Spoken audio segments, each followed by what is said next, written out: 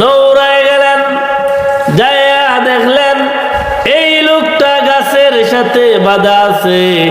ডাক দিয়া কয়, ওগো আল্লাহর ওলি, আপনি তো সাধারণ মানুষ নয়, আল্লাহ আমারে কিভাবে মাফ করবেন, আল্লাহ আমারে কিভাবে ক্ষমা করবেন? আমি শত শত মানুষ হত্যা করলাম, চুরি ডাকাতি করলাম, আমি চুরি ডাকাতি করলাম, আজকে মা বাবা বাচ্চা আমার ভাবের ভাগিদার হবেন আপনার কথার রাইট। এবার আপনি বলুন আল্লাহ আমারে কিভাবে মাফ করবেন, আল্লাহ আমার তওবানি কবুল করবেন? শেখ ফরিদ ডাক দিয়া বললেন, হে নিজামুদ্দিন, তুমি এক কাজ করো, এই গাছের মধ্যে বসে থাকো, এই গাছের মধ্যে বসে আল্লাহর জিকির করতে থাকো, 12 বছর পরে আমি আসবো। আয়েশা যদি দেখি তুমি তোমার এই মরা গাছের মধ্যে পাতা ধরছে, ফল ধরছে, তাহলে তোমার গুনাহ মাফ।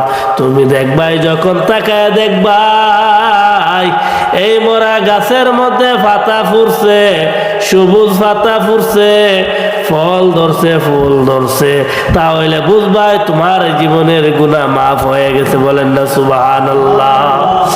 বলছেন তুমি এই গাছের নিচে বসে আল্লাহর জিকির করো, যেই দিন দেখবা এই গাছে সবুজ পাতা পরিণত হয়ে গেছে, ফুল এবং ফল ধরছে, বুঝবাই তোমার জীবনের গুনাহ আল্লাহ মাফ করে নিয়েছেন। বলেন না সুবহানাল্লাহ?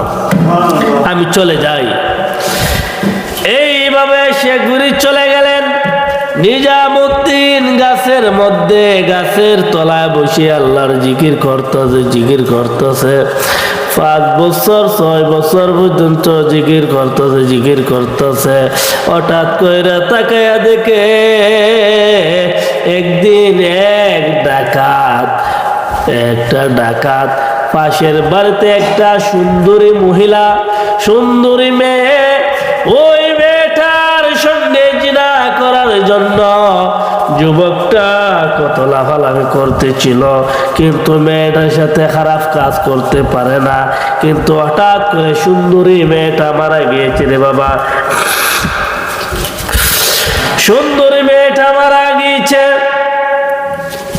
যাওয়ার পর মা বাবা ভাই বোন সবাই জানাজা করে কবরের মধ্যে দাফন করে দিয়েছেন। সে ওই নিজামুদ্দিন যে মরা গাছের নিচে বসে আছেন এর কাছে দাফন কইরা দিয়ে দিছে। রাত্র যখন সন্ধ্যা গড়ায় গেছে, এমন সময় নিজামুদ্দিন তাকায় দেখে একটা যুবক কবরের মাটি খুঁড়তেছে। নিজামুদ্দিন ডাক দিয়ে বললেন, হে